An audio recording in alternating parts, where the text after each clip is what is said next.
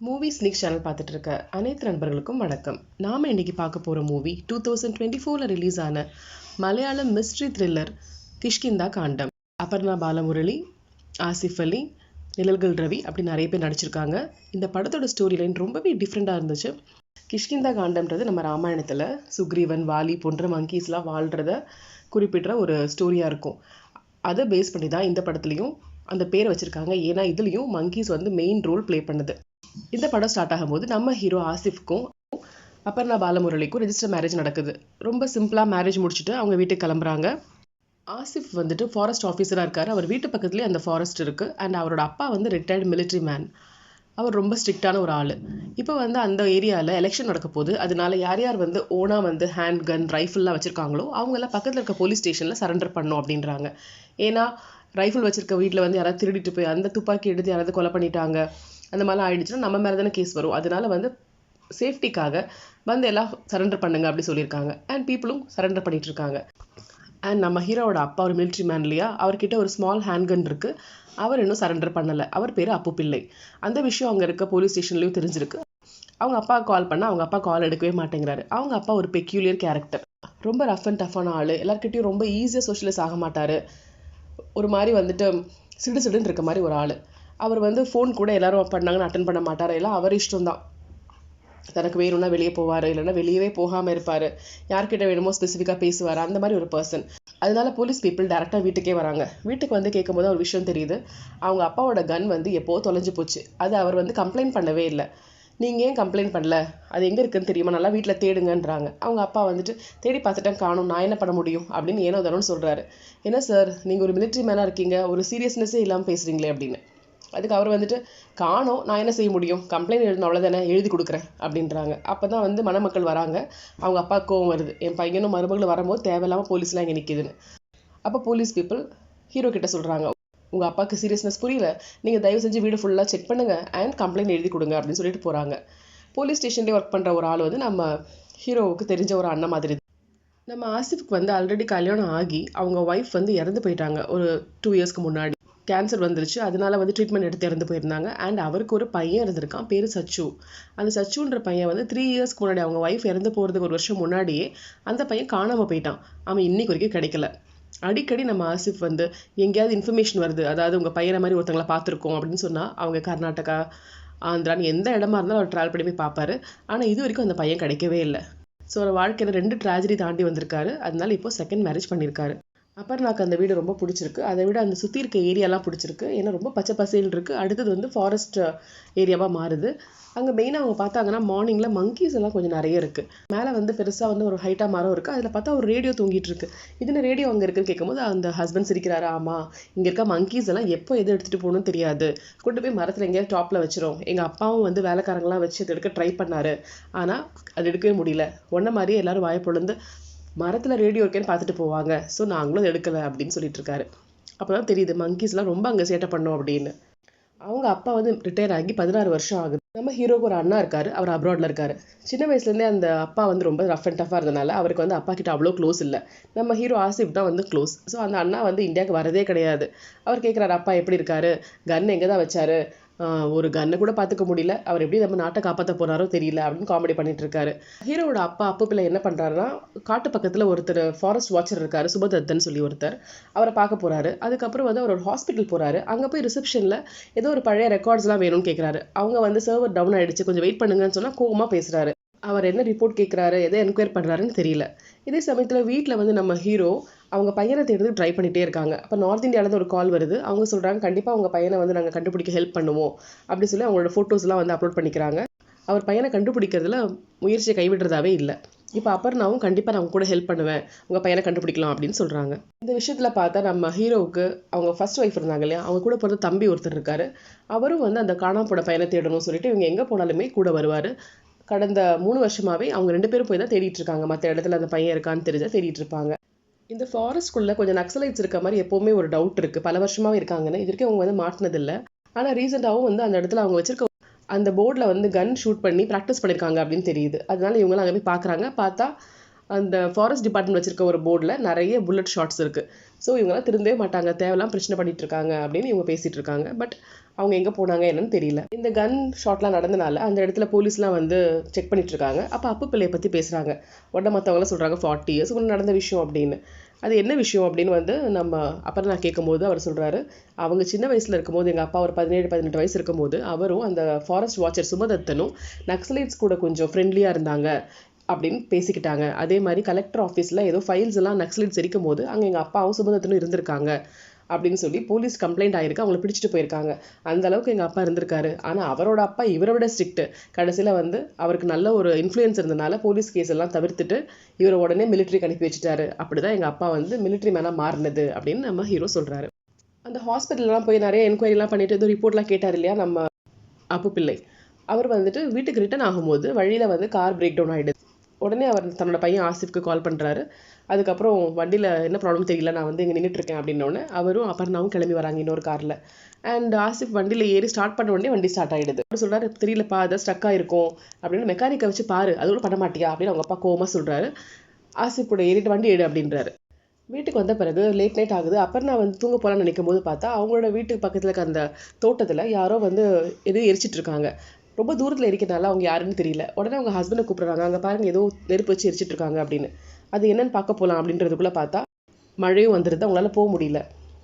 அப்போது நம்ம ஹீரோ சொல்கிறாரு, மேபி அது வந்துட்டு ஏதாவது ஒர்க்கர்ஸ் வந்து தான் எரிச்சிட்டு இருப்பாங்க. ஒர்க்கர்ஸ்க்கு வந்து நைட் என்ன வேலை, அவங்க சாயங்காலமே வீட்டுக்கு போயிடுவாங்களே அப்படின்னு இவங்க சொல்கிறாங்க. ஸோ அப்புறம் வந்து அவங்களோட ஃபேமிலி ஃப்ரெண்ட் இருக்காங்க இல்லையா, ஒரு போலீஸ்மேன், அவங்கள வர சொல்கிறாங்க. ஸோ அவங்க வராங்க. அடுத்த நாள் வந்து அது ஃபுல்லாக பார்க்குறாங்க. பார்த்துட்டு சொல்கிறாங்க, இங்கே அடிக்கடி ஏதோ போட்டு எரிப்பாங்க போல், பக்கத்தில் வந்து புல்லெல்லாம் வளரவே இல்லை, மேபி ஒர்க்கர்ஸ் ஏதாவது அவங்களோட வேஸ்ட் திங்ஸ் அதெல்லாம் எரிப்பாங்கன்னு நினைக்கிறேன், இதில் பயப்படுறதுக்குலாம் ஒன்றும் இல்லை அப்படின்னு. இல்லை அப்புறம் தான் வந்து டென்ஷனாக இருந்தால் அதான் உங்களை கூப்பிட்டு வரோம்னா, பரவாயில்ல இப்படி தான் காஷியஸாக இருக்கணும்னு சொல்லிட்டு அவர் போகிறாரு. இந்த நேரத்தில் வந்து அவங்களுக்கு ஆந்திர பிரதேஷ்லேருந்து ஒரு டெட் பாடி பார்த்த மாதிரி தெரியுது. அது வந்து அவங்களோட பையன் சச்சியோட பாடியாக இருக்குமோன்னு டவுட்டு. அதனால அங்கே வந்து கால் வந்தோடனே அதை வந்து இவங்க புறக்கணிக்க விரும்பலை. உடனே வந்து நம்ம ஹீரோ அண்ட் ஹீரோயின் அந்த தம்பி எல்லாருமே போகிறாங்க. அங்கே போய் பார்த்தா அந்த மார்ஷலில் இருக்க பாடி வேற ஒருத்தவங்களோடது. ஒரு நாள் நம்ம அப்பு பிள்ளைய வந்துட்டு ஒரு லேடி வந்து இந்த வீட்டில் சென்சஸ்லாம் எடுப்பாங்கல்ல, அந்த மாதிரி கேட்குறாங்க, உங்கள் வீட்டில் எத்தனை பேர் இருக்காங்க, உங்கள் ஒய்ஃபோட பேர் என்ன, அது மாதிரிலாம் கேட்கும்போது அவர் வந்து என் ஒய்ஃப் எப்போ இறந்துட்டா அப்படின்றாரே தவிர பேர் சொல்ல மாட்டேங்கிறாரு. உங்கள் பையன் பேர் என்னன்னா ஆசிஃப் பேரை மட்டும் சொல்கிறாரு. உங்களுக்கு இன்னொரு பையன் இருக்கான்ல அப்படின்னா ஒரு கோவம் வருது. எல்லாம் தெரியும்ல, ஏன் கேட்குறீங்க, இல்லை சார் சொல்லுங்கள் சார் அப்படின்னோடனே அவர் வந்து அப்பப்போ ஃபோனை வந்து ஆன் பண்ணி பார்க்குறாரு. அதுக்கப்புறம் அந்த பையனோட பேரை சொல்கிறாரு. அதுக்கப்புறம் இன்னும் அவங்க சார் டீட்டெயில்ஸ் கேட்கும்போது அவர் ரொம்ப யோசிக்கிறாரு. அதுக்கப்புறம் கோவப்படுறாரு. உடனே அந்த லேடி சொல்கிறாங்க, நீங்கள் ஆன்சர் பண்ணலாம் பரவாயில்ல, வீட்டில் யாராவது கூப்பிடுங்கன்னு. இந்த விஷயத்தை பற்றி அப்புறம் நான் நைட் அவங்க ஹஸ்பண்ட்டை ஷேர் பண்ணுறாங்க. அவர் என்னமோ வந்து ரொம்ப டென்ஸ்டாக இருக்காரு, மற்றவங்க கிட்ட பேசவே டென்ஷன் ஆகுறாரு. அதுக்கப்புறம் என்ன பேர் சொல்லலாம் கூப்பிடல, இங்கே வா அப்படி தான் கூப்பிட்டாரு. நான் தான் அதுக்கப்புறம் போய் இந்த லேடிக்கு எல்லா டீட்டெயிலும் சொன்னேன் அப்படின்னு. உடனே ஆசிஃப் சொல்கிறாரு, எங்கள் அப்பா அப்படி தான், அதெல்லாம் பெருசாக எடுத்துக்காத அப்படின்னு. அதே மாதிரி அவங்க அப்பா வந்து அவரோட ரூம்குள்ளே யாரையுமே போட மாட்டாங்க. அவங்க பையனையும் சரி மருமகளையும் சரி, அவர் மட்டும்தான் போவார். வெளியே போனால் லாக் பண்ணிட்டு போவார். அந்த அளவுக்கு அந்த ரூமில் இருக்க எல்லா திங்ஸும் அவர் மட்டும்தான் யூஸ் பண்ணுவார். உள்ளே என்ன இருக்குன்னு யாருக்கும் தெரியாத அளவுக்கு இருப்பார். எல்லாத்தையும் வாட்ச் பண்ணுறப்ப நான் என்ன சொல்கிறாங்கன்னா, உங்கள் அப்பா வந்துட்டு கொஞ்சம் பெக்யூலராக இருக்காரு, நான் நிறைய வாட்ச் பண்ணிட்டேன். நான் வந்து அன்றைக்கி அந்த லேடி வந்து சென்சஸ் இருக்கிற மாதிரி கேட்கும்போது கூட உங்கள் அப்பா ஃபோனை பார்த்துட்டே இருந்தார். நான் அதுக்கப்புறம் தான் அவர் ரூமில் போய் ஃபோனை பார்த்தேன். அதில் பார்த்தா வெறும் 10 கான்டாக்ட் தான் இருக்குது. ஒவ்வொருத்தர் பேர் பக்கத்துலையும் அவர் எல்லாத்தையுமே ஸ்டோர் பண்ணி வச்சிருக்காரு. ஈவன் உங்கள் பேர் பக்கத்தில் கூட என்னோட சின்ன பையன் அப்படின்னு ஸ்டோர் பண்ணியிருக்காரு. அந்த அளவுக்கு அவர் எல்லாத்தையும் நோட் பண்ணி வச்சிருக்காரு. அதை பார்த்தா ஆன்சர் பண்ணவே அவரால் முடியுது. அவருக்கு ஏதோ ஞாபக குறைபாடு இருக்குன்னு நினைக்கிறேன். அது மட்டும் இல்லாமல் அன்னைக்கு கூட கார் பிரேக் டவுன் ஆகிடுச்சு சொல்லிட்டு பெட்ரோல் இல்லைன்னு சொன்னார் இல்லையா, நம்ம போனோன்னா அந்த கார் ஸ்டார்ட் ஆகிடுச்சு. எனக்கு அதுவும் டவுட்டாக இருக்குது. ஏன்னா அந்த கார் ஸ்டாப் ஆன இடத்துல 2 வழி பிரிஞ்சுது. அவருக்கு எந்த வழியில் போகணும்னு மறந்துருக்குமோ, அதனால தான் நம்மளுக்கு கால் பண்ணியிருப்பாரோ. அது வந்து ஞாபகம் மறதி இருக்குன்றது நம்மக்கிட்ட மறைக்கிறாருன்னு தோணுது அப்படின்னு சொல்கிறாங்க. அப்போது ஆசிஃப் என்ன பண்ணுறாரு, டோர்லாம் க்ளோஸ் பண்ணிட்டு, ஆமாம் நீ கண்டுபிடிச்சதை முன்னாடியே வந்து 3 இயர்ஸ்க்கு முன்னாடி சச்சு கண்டுபிடிச்சிட்டான்.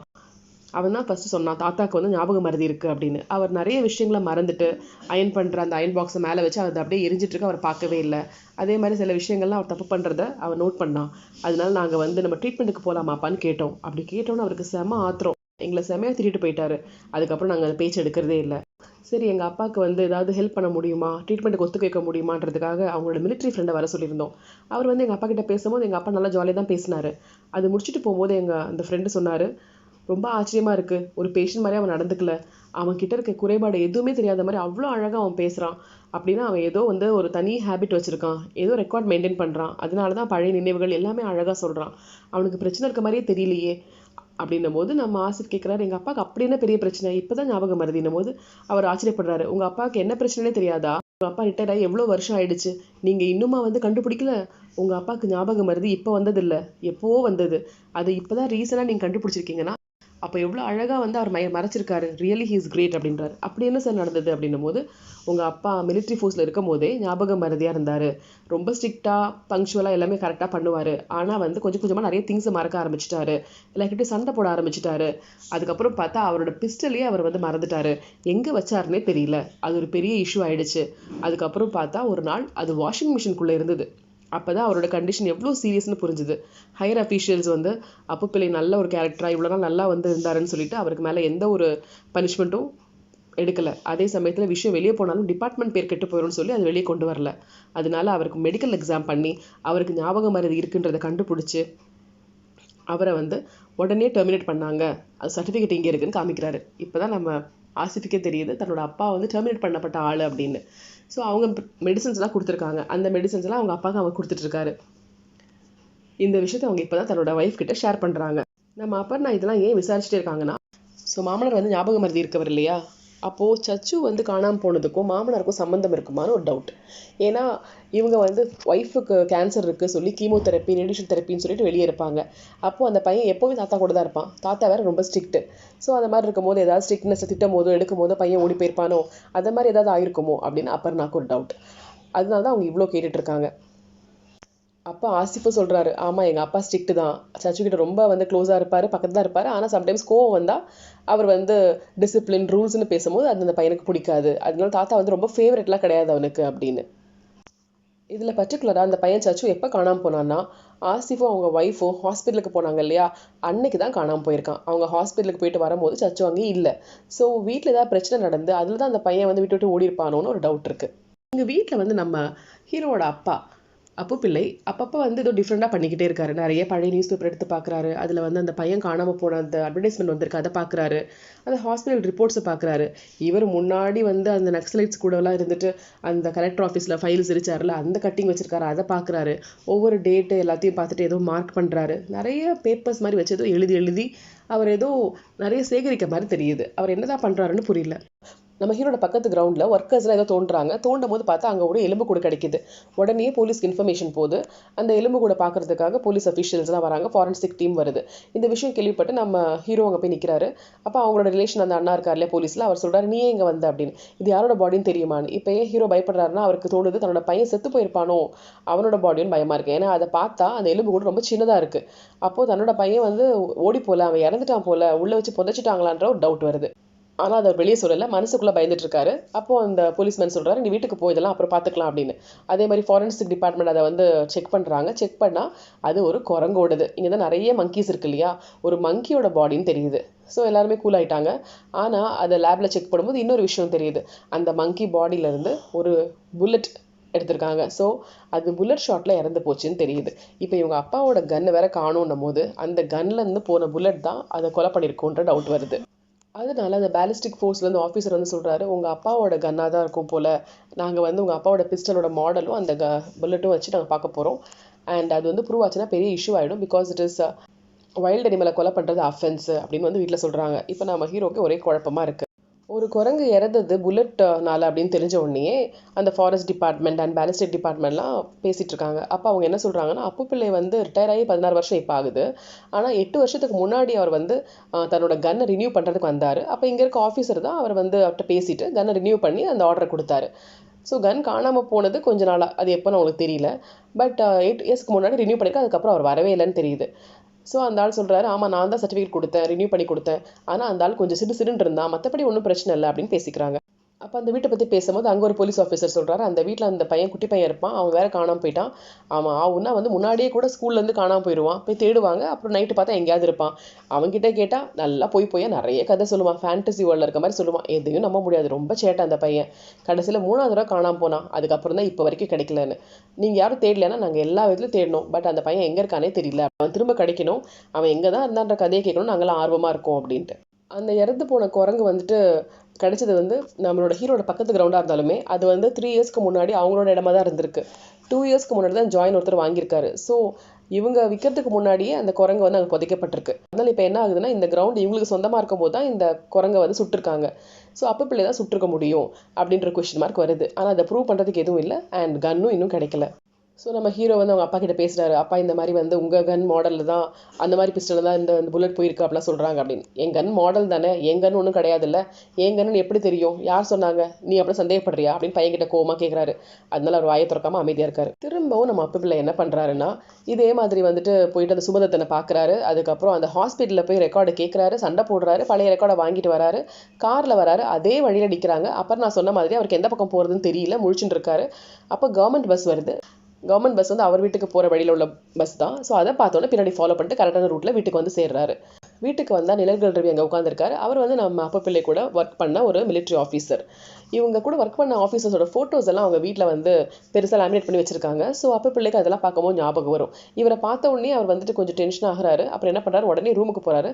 போயிட்டு அவரோட பேர் எழுதின ஒரு சின்ன புக் இருக்குது, அது எடுத்துக்கிறாரு. அதுக்குள்ளே அவரை பற்றி எல்லா டீட்டெயிலும் இருக்குது. இவர் நம்ம கூட எப்போ ஒர்க் பண்ணார், இவர்கிட்ட நம்மகிட்ட என்ன பேசுகிறாரு, அந்த மாதிரி எல்லாமே எழுதி வச்சிருக்காரு. அதை பார்த்தா கொஷின்ஸ் கேட்குறாரு. ஓகே, இவர் பேர் வந்து இந்த மாதிரி ரவி, இவர் வந்து நம்மக்கிட்ட இப்படி ஒர்க் பண்ணதான் சொன்னார், இவருக்கு வந்து நீ சர்ஜரி பண்ணியிருக்காங்க, இவருக்கு ஒரு பையன் இருக்கான், இப்படி எல்லா டீட்டெயிலும் அதில் இருக்குது. அதை பார்த்துட்டு உங்கள் பையன் எப்படி இருக்கான், உங்கள் முட்டி வலி எப்படி இருக்குது, அந்த மாதிரிலாம் கேட்டுட்ருக்காரு. நிலகல் ரவி நல்லா ஆன்சர் பண்ணிட்டு இருக்காரு. அதுக்கப்புறம் அவங்க ஒரு ஃப்ரெண்டை பற்றி பேசுகிறாரு நிலகல் ரவி. அவன் இவ்வளோ நாட்டியாக இருப்பான்ல, நம்மளாம் இப்படி போனோம்ல அப்படி இப்படின்னு.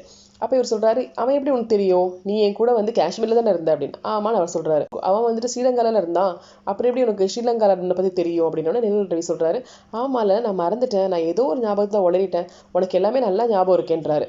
அப்போ பிள்ளை கோவம் வருது. நீ போய் சொல்கிற, நீ என் கூட இருந்த ஃப்ரெண்டே கிடையாதுன்னு. ஏன் அப்படி சொல்கிற அப்படின்னா, ஏன்னா நான் சொன்னதெல்லாம் போய், நீ சொன்ன பையன் வந்துட்டு என் கூட ஒர்க் பண்ண வந்தான், ஆனால் அவன் ஸ்ரீலங்காவில் ஒர்க் பண்ணதே கிடையாது, நான் சும்மா போய் சொன்னேன். நீ உடனே ஆமான்னு சொல்கிற, இதுலேயே தெரியுது நீ யார், நீ ஏன் என்கிட்ட போய் சொல்கிற அப்படின்னு. அப்போது ரவி சொல்கிறாரு, எனக்கு என்ன பிரச்சனை, நான் உங்ககிட்ட ஏன் போய் சொல்லணும், உண்மையை சொல்லுன்னு சண்டை ரெண்டு பேரும் அடிச்சுக்காத குறை. அந்த அடிச்சுக்கிற சமயத்தில் ரவி என்ன பண்ணுறாருன்னா, சோஃபாலேருந்து அந்த புக்கிலேருந்து ஒரு பேப்பரை மட்டும் கிழிச்சு எடுத்துடுறாரு. அதில் என்ன போட்டிருக்குன்னா, இவன் என்கிட்ட சொல்கிறது எல்லாமே பொய்ன்னு இருக்கும். அந்த பேப்பரை மட்டும் கிழிச்சு எடுத்துக்கிறாரு. அண்ட் ஒன்றும் நடக்காத மாதிரி அமைதியாக இருக்காரு. அதுக்குள்ளே நம்ம ஹீரோயின் வந்துடுறாங்க. ஆனால் ரெண்டு பேரும் நார்மலாக இருக்காங்க. அப்போ பிள்ளையும் ஒன்றும் நடக்காத மாதிரி, என் ஃப்ரெண்டு வந்தான் பேசிகிட்டு இருந்தேன் அப்படின்றாங்க. ரவியும் வந்துட்டு பாய் நான் கிளம்புறேன்னு போயிட்டாரு. இதே நேரத்தில் ஃபாரஸ்ட் டிபார்ட்மெண்ட்க்கு இன்னொரு இன்ஃபர்மேஷன் வருது. அதாவது வைல்டு லைஃப் ஃபோட்டோகிராஃபர்ஸ் ஃபாரஸ்ட் டிபார்ட்மெண்ட்டில் பெர்மிஷன் வாங்கி காட்டுக்குள்ளே போய் ஃபோட்டோ எடுக்க போயிருப்பாங்க. அப்படி ஃபோட்டோ எடுக்கும்போது பார்த்தா ஒரு மரத்துக்கு மேலே நிறைய மங்கீஸ் உட்காந்துருக்கு. அதில் ஒரு மங்கி கையில் துப்பாக்கி இருக்குது. ஸோ மங்கி கையில் துப்பாக்கி இருந்தால் எவ்வளோ பெரிய ஆபத்தான விஷயம். அது எதாவது சுட்டு ஒரு மனுஷன் செத்துட்டா என்ன ஆகும், ஐயோ எப்படி இது அப்படின்னு ஒரு சீரியஸ்னஸ் வருது. இந்த விஷயம் வந்து வெளியும் பரவிடுச்சு. அண்ட் அந்த ஃபோட்டோகிராஃபர்ஸ் இவங்க திட்டுறாங்க. சரி, உடனே அந்த இடத்து பக்கத்தில் ட்ரைபல் குரூப் இருக்குது, அதனால அந்த ட்ரைபல் குரூப்பெல்லாம் வந்து வீட்டுக்குள்ளேயே இருக்கணும், ட்ரைபல் ஸ்கூல் வந்து 1 வீக் க்ளோஸ் பண்ணணும், நம்ம அதுக்குள்ளே இந்த மங்கி எங்கே போச்சுன்னு பார்த்து துப்பாக்கி கண்டுபிடிக்கணும் அப்படின்னு முடிவு பண்ணுறாங்க.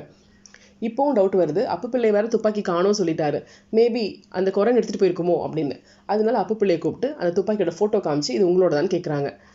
அவர் என்ன பண்ணுறாரு, நல்லா பார்த்துட்டு ஆமாம் என்னோட தான், இது காணாம போன துப்பாக்கின்றாரு. அவ்வளோதான், விஷயம் வந்து ரொம்ப பெருசாகுது. அந்த நேரத்தில் நம்ம அப்பு பிள்ளை வீட்டுக்கு அனுப்பிடுறாங்க. ஆனால் பார்த்தா அவர் வீட்டுக்கு வந்து திரும்பவும் ஒரு கார்ட்போர்ட் பாக்ஸில் நிறைய பேப்பர்ஸை கொண்டு போய் எரிச்சிட்டு இருக்காரு.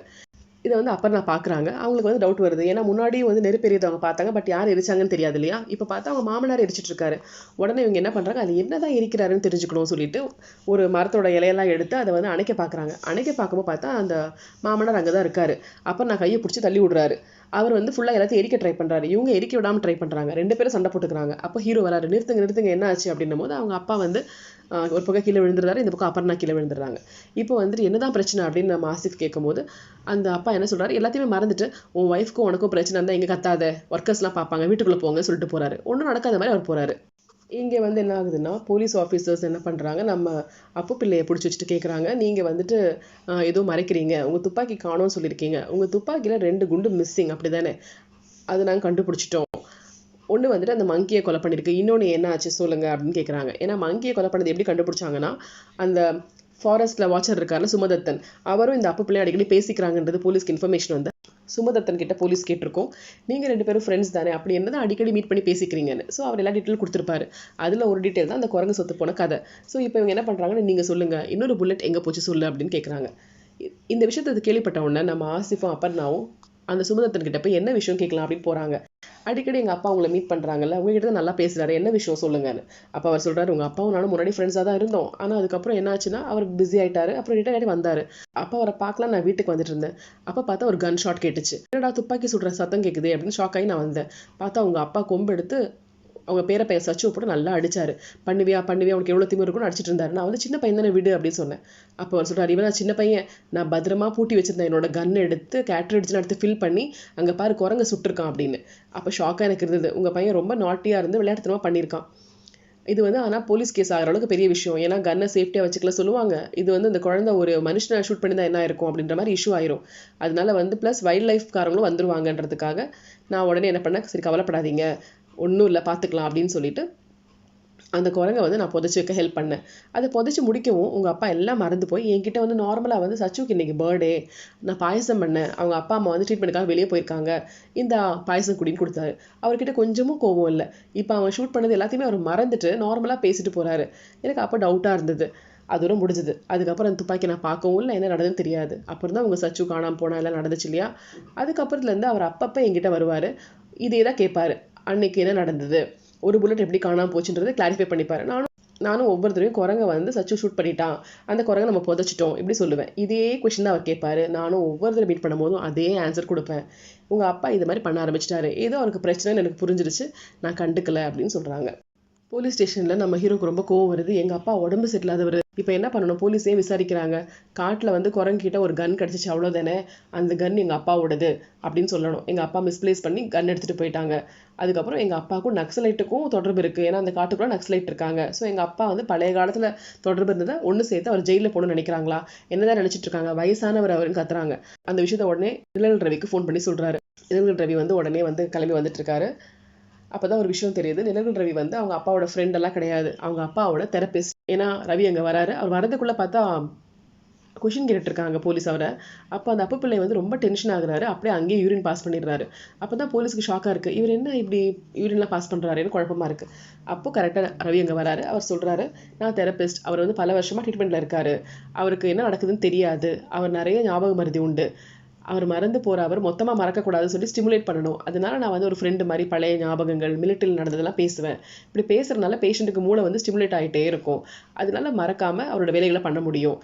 ஸோ போலீஸ்க்கு இப்போ ரொம்ப குழப்பமாக இருக்குது. அதே சமயத்தில் ஆசிஃபும் என்ன பண்ணுறாருன்னா, எங்கள் அப்பாவை வந்து டெர்மினேட் பண்ணி தான் அனுப்புனாங்க மிலிட்டரியிலேருந்து 16 இயர்ஸ்க்கு முன்னாடின்னு சொல்லி சர்டிஃபிகேட்டை காட்டுறாங்க. இதை பார்த்தோன்னா போலீஸ்க்கு இன்னும் டென்ஷன் ஆகுது. ஏன்னா 16 வருஷத்துக்கு முன்னாடி நியூரலாஜிக்கல் ப்ராப்ளம் ஏதோ இருந்து ஒரு வேலை பார்க்க முடியாத ஆளாக வெளியே அனுப்பியிருக்காங்க. அந்த ஆள்கிட்ட வந்து இவங்க 8 வருஷத்துக்கு முன்னாடி லைசன்ஸ்லாம் ஒழுங்காக இருக்குது, இந்த பர்சன் வச்சுக்கலாம், துப்பாக்கியை ஹேண்டில் பண்ணலாம் அப்படின்னு கொடுத்துருக்காங்க. ஸோ இது போலீஸ் பண்ண மிகப்பெரிய தப்பு. வந்து அந்த லைசன்ஸ் கொடுத்த ஆஃபீஸர் கிட்ட அந்த போலீஸ் சொல்கிறாரு, சார் நீங்கள் தான் லைசன்ஸ் கொடுத்தீங்க, இப்போ நம்ம தான் சார் மாட்டுவோம், இவருக்கு ஞாபகம் மருதின்றது வெளியே வரக்கூடாது, அப்படி பண்ணால் நம்ம டிபார்ட்மெண்ட் தான் கார்த்து போவாங்க அப்படின்னு. அதனால இதுக்கு மேலே ஸ்டெப் எடுக்க முடியல, அவரை பிடிச்சி வைக்க முடியல, அவரை அனுப்பிடுறாங்க. அப்புறம் நான் என்ன பண்ணுறாங்கன்னா, அவங்க அப்பாவோட பெட்ரூமில் போய் எல்லாத்தையும் செக் பண்ணுறாங்க. இது வரைக்கும் அங்கே போய் ஆராய்ச்சிலாம் பண்ணதில்லை. ஸோ எல்லாத்தையும் செக் பண்ணுறாங்க. எல்லாத்தையும் பண்ண அவங்க அப்பா நிறைய சின்ன சின்ன சின்ன பேப்பர்ஸ், சின்ன சின்ன சின்ன நோட்டு, எல்லாத்துலேயும் நிறைய இன்ஃபர்மேஷன், அலமாரி 1ல் இது இருக்குது, அலமாரி 2ல் இது இருக்குது, இது மாதிரி என்ன நடந்துச்சு, சச்சுவை பற்றின நிறைய நியூஸ் பேப்பர் கட்டிங்ஸு, அவன் என்னை காணாமல் போனான், அது மாதிரி நிறைய இன்ஃபர்மேஷன்ஸ் எல்லாத்தையும் அவர் எழுதி நிறைய வச்சுருக்காரு. இவங்களுக்கு ஆச்சரியமாக இருக்குது, இதெல்லாம் எப்படி மெயின்டைன் பண்ணுறாங்கன்னு. அதே மாதிரி ஒவ்வொரு பர்சன் பற்றி, அவங்க என்ன பண்ணுவாங்க, அவங்க எப்போ பிறந்தாங்க, அவங்களோட பிடிச்ச விஷயம் பிடிக்காத விஷயம், இந்த மாதிரி இதெல்லாம் ஞாபகம் வச்சுக்கிறதுக்காக எல்லாத்தையும் எழுதி வச்சிருக்காருன்னு தெரியுது. அது மட்டும் இல்லாமல் அன்னைக்கு எரிக்கப்பட்ட குப்பை இருந்துச்சுல, அது பாதி எரியாமல் இருந்தது, அதையும் கொண்டு வந்து அவங்க ஃபுல்லாக படிச்சிருப்பாங்க. ஸோ இதெல்லாம் அவங்க செக் பண்ணி முடிச்ச சமயத்தில் தான் நம்ம ஹீரோ வந்து அவங்க அப்பா கூட்டிகிட்டு வீட்டுக்கு வருவாங்க. ஸோ அப்புறம் நான் அதுக்குள்ளே வந்திருக்கா, தன்னோட ரூமை வந்து புரட்டி போட்டிருக்கா அப்படின்னா அவங்க அப்பாவுக்கு செம கோவம் வரும். இந்த ரூமுக்கு லாக்கெல்லாம் மாட்டணும், நீ வந்து கார்பெண்டரை வர சொல்லுன்னு கத்துறாங்க. அண்ட் அப்புறம் நான் வந்து அப்படியே ஷாக்காக போய் வெளியே நிற்கிறாங்க. அப்போ நம்ம நிழல் ரவி சொல்கிறாரு, கவலைப்படாதீங்க, அவர் வந்து ஒரு ருட்டீன் வச்சுருந்தாரு, அவரோட திங்ஸ் எல்லாம் யாரும் எடுத்து குழப்பக்கூடாதுல்ல, ஏன்னா இதெல்லாம் ஒரு பொக்கிஷம் மாதிரி எல்லாம் ஞாபகம் வச்சுக்கணும், நீங்கள் இப்போ எல்லாத்தையும் இடம் மாற்றி எல்லாத்தையும் எடுத்து வச்சிருக்கனால அவர் கோவம் வந்திருக்கு அப்படின்னு. இப்போ நம்ம அப்புறம் நான் கேட்குறாங்க, சரி எல்லாத்தையுமே அவர் ஞாபகம் வச்சுக்கணும்னு எழுதுறாருன்னா அவர் ஏன் அப்பப்போ போய் எரிக்கிறாரு அப்படின்னு. அப்போது ரவி சொல்கிறாரு, ஏன் நம்ம கூட தான் இப்போ வாட்ஸ்அப் மெசேஜ் அதெல்லாம் வருதுன்னா நம்ம எல்லாத்தையும் வச்சுட்ருக்கோமா, நமக்கு தேவைப்படுறத பார்ப்போம், மற்றதை டிலீட் பண்ணுவோம் இல்லையா, அதே மாதிரி தான் அவர் தேவைப்படுறத பார்க்குறாரு, மற்றதை எரிக்கிறாரு. இதில் என்ன நடந்திருக்குன்னா, அந்த ரூமை செக் பண்ணும்போது அப்பர்னா அங்கே இருந்து பத்திரமா ஒழிக்கப்பட்ட அந்த கன் எடுத்துருவாங்க. ஸோ கன் காணாமல்லாம் போகல. அவங்க அப்பா ஞாபக மரத்தில் சொன்னாரோ இல்லை போய் சொன்னாரான்னு தெரியல, ஆனால் கன் அவங்களோட ரூமில் பத்திரமா இருந்திருக்கு. அதை இவங்க எடுத்துடுறாங்க. ஸோ டாக்டர் போனதுக்கப்புறம் இவங்க என்ன பண்ணுறாங்க, அவங்க ஹஸ்பண்ட்டை பேசுகிறாங்க, உங்கள் அப்பாவை தான் எனக்கு சந்தேகமாக இருக்குது, நிறைய எழுதி வச்சிருக்காரு பாருங்கள், அதில் வந்து 2 புல்லட் இருந்துச்சு, ஒரு புல்லட் காணோன்றாங்க, ஒன்று மங்கியை ஷூட் பண்ணிச்சு, இன்னொன்று எங்கன்னு தெரியலன்னு சொல்லியிருக்காரு. ஸோ உங்கள் அப்பாவுக்கு நிறைய விஷயம் தெரிஞ்சிருக்கு, உங்கள் அப்பா வந்து கன் காணும்லாம் போய் சொல்லியிருப்பாருன்னு தோணுது அப்படின்லாம் சொல்கிறாங்க. நம்ம ஆசிஃப்க்கு ரொம்ப கோவம் வருது. நீ ஏன் என் அப்பா பற்றிலாம் கேட்குற? நீ ஏன் தேவையில்லாம ஆராய்ச்சி பண்ணுற? வீட்டில் கல்யாணம் பண்ணிட்டு வந்ததுலேருந்து ஷெர்லாக் ஹோம்ஸ் மாதிரி நடந்துக்கிற. உன் சிபிஐ வேலையை விட்டுட்டு ஒழுங்காரு அப்படின்னு. அப்போ அவங்க சொல்கிறாங்க, நான் இந்த வீட்டில் வாழ வந்த மருமக, நான் ஒன்றும் உங்கள் ஃப்ரெண்டு கிடையாது, எனக்கு எல்லாமே தெரிஞ்சிருக்கணும், நீங்கள் என்கிட்ட ஏதோ மறைக்கிறீங்க அப்படின்னு சொல்லிட்டு உடனே என்ன பண்ணுறாங்க, கன் எடுத்து காட்டுறாங்க. இதோ நீங்கள் காணாம போச்சுன கன்று உங்கள் அப்பாவோட ரூமில் தான் ஒரு கபோர்டில் இருந்துச்சு. இதை வச்சுக்கிட்டு அவர் வந்து போலீஸ்கிட்ட கன்னு காணோம், அந்த குரங்கிட்ட இந்த கன் என்னோட தான் சொல்லியிருக்காரு. ஏன்னா இதை பற்றி நான் ஒரு கொஷின் வராதில்ல, கன்னு பெர்மனெண்ட்டாக காணாமல் போச்சுன்னு போலீஸ் நினச்சிப்பாங்க இல்லையா, அதுக்காக அழகாக போய் சொல்லியிருக்காரு. உங்கள் அப்பா வந்து சச்சு ஏதாவது பண்ணியிருக்கலாம் இல்லையா, யோசிச்சு பாருங்க. அது மட்டும் இல்லாமல் நான் வந்து பார்த்தேன் அந்த போலீஸ் கம்ப்ளைண்ட் எல்லாம், சச்சு வந்து காணாமல் போனது நீங்களும் உங்கள் ஒய்ஃபும் ஹாஸ்பிட்டலுக்கு போன March 19 அண்ட் அவனோட பர்த்டேயும் அன்னைக்கு. பட் நீங்கள் போலீஸ் கம்ப்ளைண்ட் கொடுத்தது March 20 நைட்டு கொடுத்துருக்கீங்க, ஒரு நாள் கழிச்சு கொடுத்துருக்கீங்க. ஏன் என்கிட்ட அதை மறைக்கிறீங்க அப்படி தானே? அப்படி ஹீரோக்கு அழுக வருது. அவர் சொல்கிறாரு, நான் வேணும்னு மறைக்கணும்னு நினைக்கல, எங்கள் அப்பா தானே கொலை பண்ணியிருப்பாரு, அந்த மாதிரிலாம் நினைக்கிறேன்.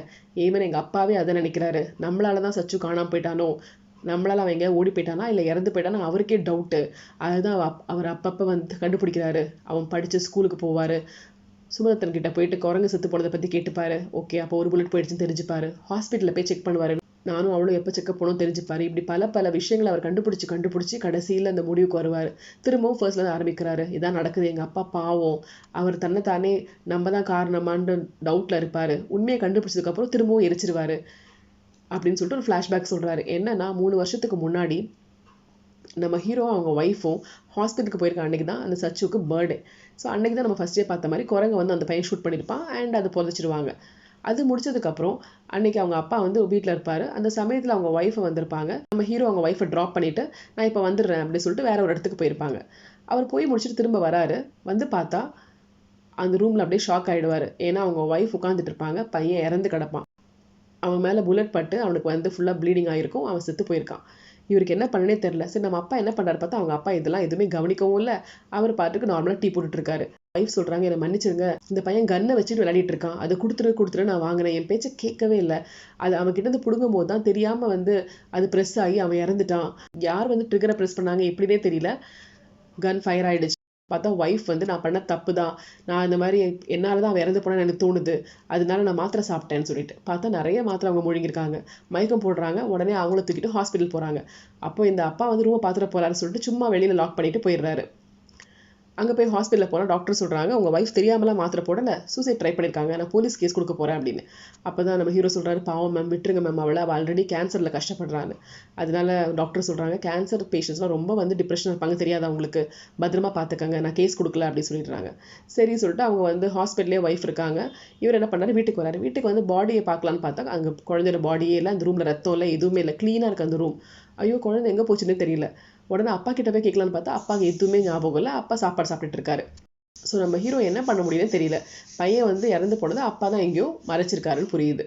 இதுக்கு மேலே எதுவும் காம்ப்ளிகேட் பண்ண விரும்பலை. உடனே வந்து அவங்க வந்து அடுத்த நாள் தான் என்ன பண்ணுறாங்க, ஒய்ஃபெல்லாம் வந்ததுக்கப்புறம் ஈவினிங் வரைக்கும் அந்த பையனை தேடுற மாதிரி ஆக்ட்லாம் பண்ணிவிட்டு நைட்டு போய் போலீஸ் கம்ப்ளைண்ட் கொடுக்குறாங்க. இதான் ஸ்டோரி. ஸோ சொல்கிறாரு, உங்ககிட்ட மறைக்கணும்னு நினைக்கல, இதான் நடந்திருக்கு. எங்கள் அப்பா அந்த பாடியை எங்கே புதைச்சாருன்னு எங்களுக்கு தெரியல, எங்கள் அப்பா வந்து பார்த்துட்டாரு, அவருக்கு தெரியும் நாங்கள் ஏதோ நடந்திருக்குன்னு, ஆனால் அவர் கொலைகாரம் இல்லை.